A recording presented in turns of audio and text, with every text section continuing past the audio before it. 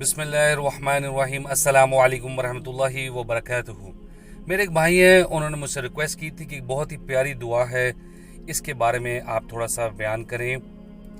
حدیث میں آتا ہے کہ حضرت اسماء بنت امیس رضی اللہ تعالی عنہا نے فرمایا کہ رسول اللہ صلی اللہ علیہ وسلم نے فرمایا کہ میں تمہیں ایسے کلمات نہ بتاؤں کہ جب بھی تم پریشان ہو، مصیبت میں ہو تو انہیں پڑھ لیا کرو۔ وہ کلمات کیا ہے؟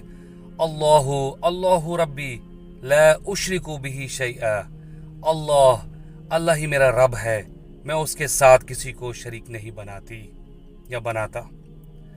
جی ناظرین، چھوٹے سے کلمات ہیں، بہت پیارے کلمات ہیں۔